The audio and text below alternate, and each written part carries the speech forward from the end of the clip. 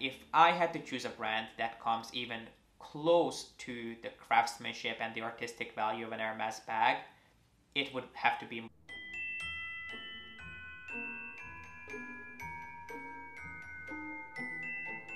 Hey guys, my name is G.P.S. and welcome back to my channel. Today we'll be talking about two of our favorite bags here, the Birkin and the Kelly. But instead of singing their praises, as we usually do, I thought we could chat about a few comparable, I guess you could call them alternatives from different luxury houses, because if you've been lusting after a Birkin or a Kelly, I think it might be a good idea for you to get your toes wet before you make the huge investment, because whether you get it from the boutique directly or you go down the route of getting it pre-loved, at the end of the day, it's going to be a huge financial investment. So I compiled a few bags that, in my opinion, could give you a pretty good idea of what it will feel like owning a Birkin or a Kelly. So if you want to see some phenomenal bags that were very obviously influenced by these iconic bags, then please keep on watching. Obviously, there is a crazy number of bags out there that were perhaps a little bit more than just inspired by the Birkin or the Kelly.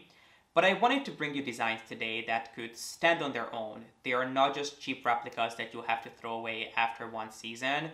Each and every single one of these are from incredible luxury houses. They're great quality, they're well made.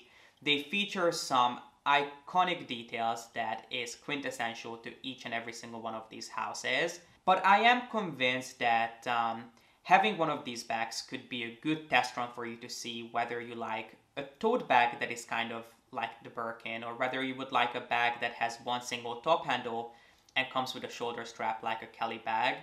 Because obviously Hermes bags are a huge investment, so if you're going to buy one, it's good to make sure that you're actually going to like the design and the construction and just the overall style. So I think these are the kind of things that would be beneficial for you to figure out before you even start thinking about making an investment into an Hermes bag. And not to mention that at the end of the day, not everyone wants or needs an Hermes bag. But because I get so many questions about these two incredible Hermes bags, I thought instead of me answering all of your questions, considering that it's such a personal question whether it's worth the investment for you, which bag to go for, whether you should go for a Birkin or if you should go for a Kelly, I thought I would give you a way for you to figure it out for yourself, which one is the right route for you to take, and whether it's even something that you want to consider, if it's a bag that you would ever use, if it's a bag that would annoy you and you would find inconvenient. So I think this would be the best way for you to see it for yourself, whether it's worth the money. One more thing before we get into the recommendations is that when I was listing all the bags that I will talk about today, I came across quite a few of these on the pre-loved market in pristine, excellent, almost brand new condition at incredible prices. So if you're interested in picking these up pre-loved, make sure you check out my info box because I will have some listed down there, the bags that I personally looked at. Obviously, I will only list bags that I would personally spend my money on. But if you're only buying it as a temporary solution or just to give it a test run before you would invest in a Birkin or a Kelly, I think the best choice might be for you to get them pre-loved, mainly because you can get them at such an amazing deal. So if you're interested in a good bargain buy, definitely check out my info box. But without further ado, let's get into talking about the actual bags. And the first one that I wanted to bring to your attention, which I really don't think is one that needs an introduction, is the Saint Laurent Sac de Jour, which is one that I remember being sort of the big it bag of the mid-2010s. This was the bag that all the celebrities and all the models were carrying. Whether you were on social media or if you were looking in a magazine, this was the bag that most celebrities were spotted carrying.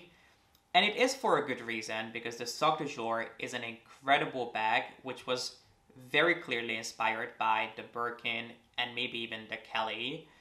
But it was, I think, taken far enough and it was modernized enough, just enough for it to become its own entity.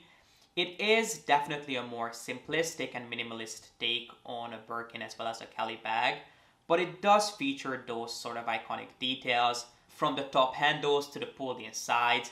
even to the little sangles that it comes with. Other than the iconic hardware, it is very, very, very similar to a Birkin or a Kelly.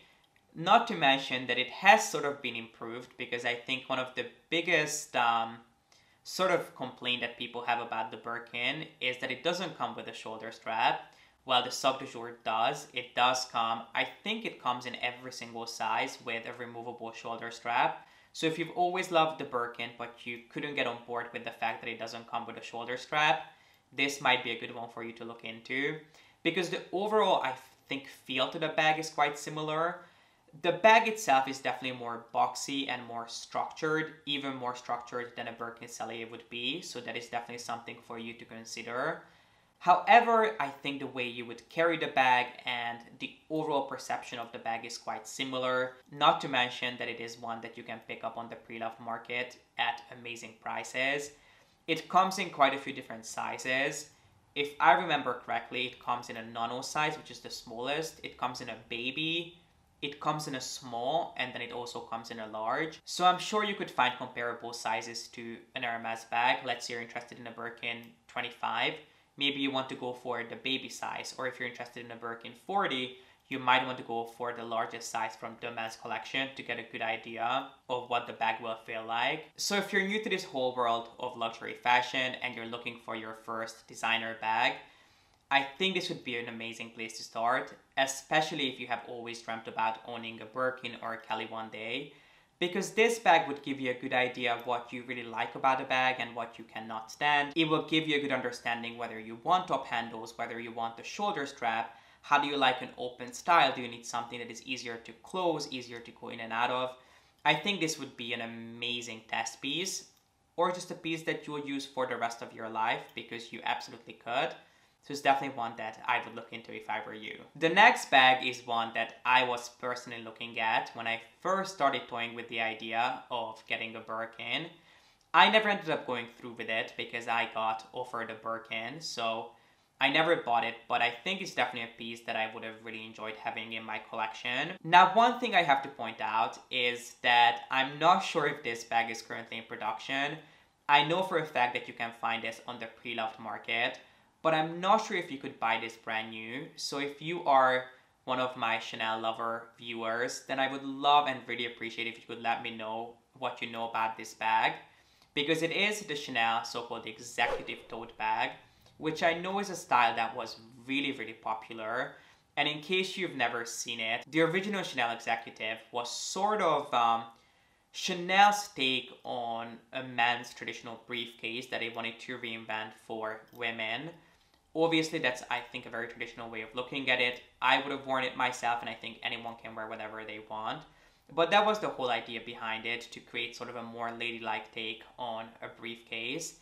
And I can absolutely imagine this bag being worn in the 90s and these incredible boss ladies taking the subway downtown to go to their offices with the Chanel executive. Because it does look like an amazing workhorse bag. It fits a lot, it's easy to use, it's understated, but all the attention is just on the craftsmanship and the amazing leathers that they use. Now, the original bag was later reinvented, and they came out with a version which I believe is called the Executive Neo, which had a very, very similar shape to it. The original executive bag was just sort of elongated, simple tote bag with two top handles. And then the Neo Executive they just gave it sort of a facelift. It was definitely more structured and a little bit more pulled together. And then they also added a flat bucket to the front with the double CC, which I think a lot of people out there would appreciate. So I'm not sure if you can only buy the Neo at this point, if the Neo is even in production, but if you can find it, I think this would be a really, really good bag to look at, especially if you're looking at a Birkin to buy to take to work.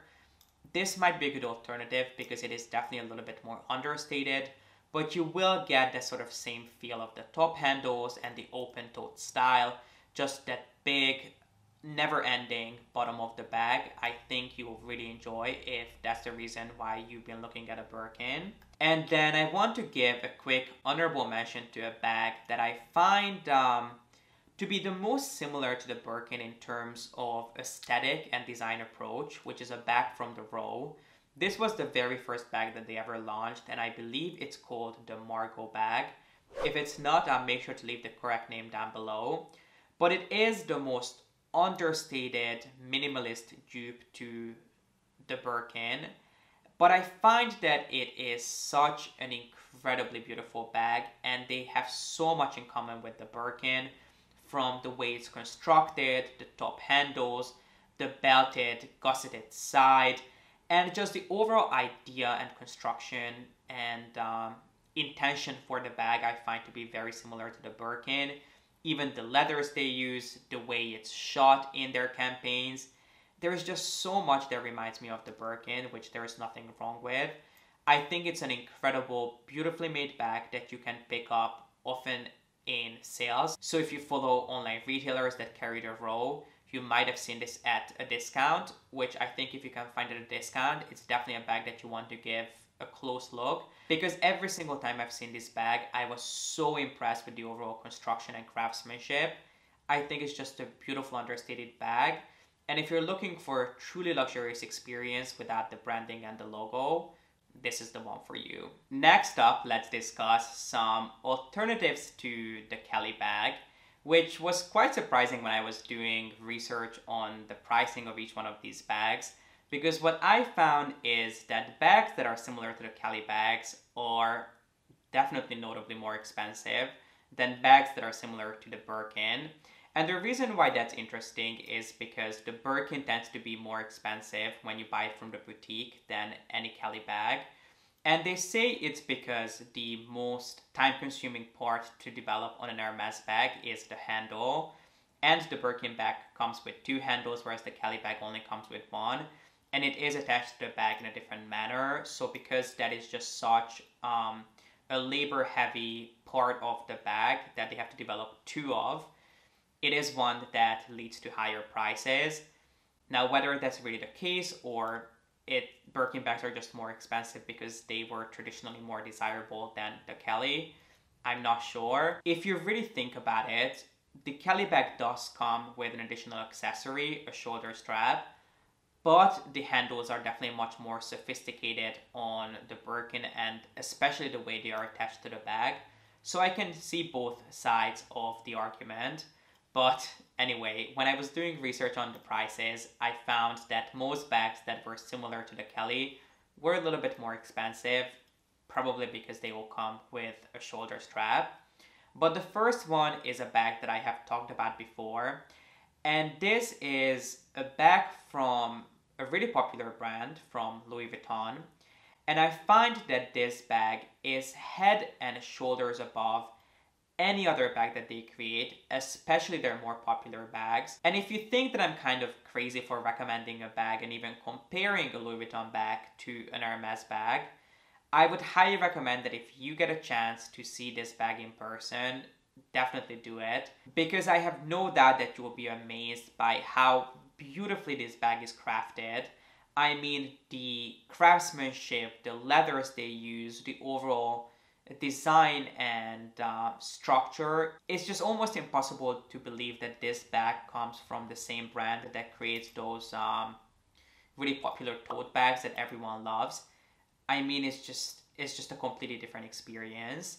But in case you're not familiar with the Capucine bag, it is overall very similar to the construction and the idea of the Kelly bag. It comes with 1 top handle, but it does borrow characteristics from its maker. So it does come with the Louis Vuitton logo in the front, which usually comes wrapped in leather, so it's not too obvious. Obviously, you can absolutely show it off, and you can find it in pieces where the contrast of the body of the bag and the logo is a little bit more drastic. So in case you want to show it off, you absolutely can. The bag itself is really, really structured, and it has a really good shape to it, but it's usually made of softer grained leathers that feel buttery soft. It is quite a heavy bag because of everything that goes into the making of it, and it does feature some really heavy and substantial hardware, so it is definitely something for you to keep in mind. And my favorite part about this bag is actually the flap. So obviously the Kelly bag comes with the top flap that you close with the twist closure. The Louis Vuitton bag also has a flap, which a lot of people don't know about, which you can tuck in the bag, but you can also use it on the outside of the bag. You usually don't see this featured because most people tuck it in so they can show off the Louis Vuitton monogram, or they perhaps don't even know that it can be used on the outside. But the idea is that the flap is large enough that you can actually bring it over the edge of the bag and leave it hanging on the outside. And it can actually cover up the Louis Vuitton monogram in case you want a bag that's even more humble. And all it has is a little monogram flower, which is part of the Louis Vuitton monogram print. And it's usually in the same color hardware as the rest of the bag, which I think is just incredibly chic. This bag comes in 4 different sizes, and I might be messing up the order, so do forgive me. But I believe it comes in a mini, a BB, a PM, and then an MM. And it is a bag that is definitely quite expensive. It ranges between $4,000 and $33,000 for exotic pieces, but the regular leather ones range between, I would say, $4,000 and $6,000, $7,000 depending on the size, which makes this bag really expensive. But I think if you have a chance to see it in person, you will understand why. It's just very substantial, and it does really feel expensive. Every single one of them come with a shoulder strap, so you can play around with that. And each one of the sizes are sort of comparable to Kelly bags. So you'll get a good idea of how big of a bag you truly need if one day you're hoping to upgrade to a Kelly bag. But I think if you fall in love with this bag, I think it might convert you into an avid Louis Vuitton fan, because it's really just a bag that I'm a huge advocate of. Do I think it's worth $4,000? Not necessarily. Especially because you can, as I mentioned, find it on the pre-loved market at incredible prices. You can usually save at least about $1,000, so I'll try to find some that I personally would be interested in. But you have plenty of options. It comes in a bunch of different colors and leathers. It comes in exotic leathers, comes in the mix of exotic leather and regular leather. It's just a great bag that I honestly would highly recommend. Let's move on to a brand that I have an entire video on, which is Moynat. I created a video a few months ago comparing the similarities between Moynat and Hermes because there are plenty to talk about. So in case you're interested, I'll have that video linked up here. And Moynat is a French brand that has been around for, I think, hundreds of years. They have a really long history and very important heritage in trunk making and creating bags for traveling. But I made the argument in my previous video that they might have their own history and their heritage that they pride themselves on, but the newer bags that they are launching are very, very heavily influenced by some of Hermes's more popular creations. I talked about many of them and I compared them piece by piece to some of Hermes's more iconic bags. And if you still don't believe me, what I would recommend that you do, I didn't get a chance to talk about this in my last video, I would recommend that you check out Moynat's small leather goods, their SLGs, because they pretty much have their own version of every single one of Hermes's best-selling SLGs. So it's just another piece of the puzzle out there. Regardless, it doesn't take away from the fact that if I had to choose a brand that comes even close to the craftsmanship and the artistic value of an Hermes bag, it would have to be Moynat by far. Their bags are incredibly made, and I have to give them credit because they are coming up with bags that are timeless, that are elegant, that are understated, and just really, really are phenomenal. I have to be honest. Their bags are beautifully made.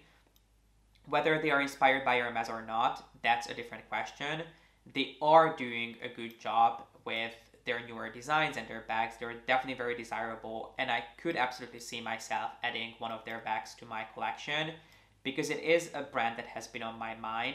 And every single piece I've seen from them, the craftsmanship, I just had to throw my hands up and give them credit for it because the craftsmanship is exceptional.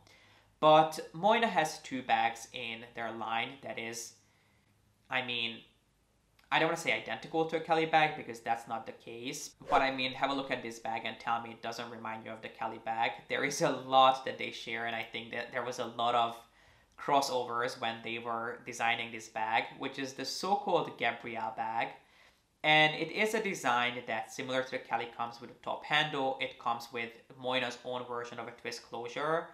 But the overall structure and the individual features that I break down in my previous video do absolutely remind me of the Kelly bag. However, what is mainly different about this bag is obviously the hardware, the pricing, and then Moynat has their own sort of different versions and takes on this bag. And it does feature this interesting sort of curved seam on the bottom, which is a piece of the brand's heritage that they got from their old school trunks that they created for hundreds of years that they became really well known for. If you're looking for a bag that is really elegant, comes with a top handle, comes with a shoulder strap, and is about 50%, 50 to 60% less expensive than a Kelly bag, I think this would be an amazing bag for you to look at. And the Gabrielle is sort of the bag that I would compare to the Kelly Cellier, but the Kelly Return, which is the more slouchy, softer version of a Kelly, Moynat also has a version of, which is the so-called Gabby bag. So they have variations of both.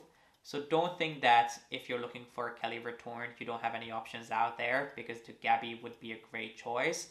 It's just a beautiful bag, and if you want to invest in a sort of artisan brand, even though I have to bring your attention to the fact that Moynat is not independently owned. They are owned by a huge luxury conglomerate. But if you're trying to invest in an artisan brand that really prides itself on their craftsmanship, I think you could do worse than look into Moynat bags. There are obviously many other bags that kind of look and feel like the Birkin or Kelly, but these were my absolute favorites.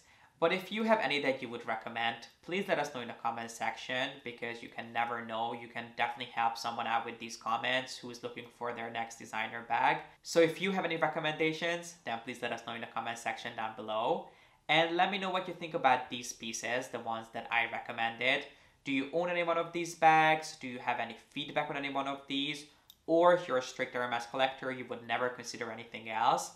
Which I can definitely see why you would do that, but I love looking at other designers and sort of highlighting their pros and cons. I would love to hear your thoughts.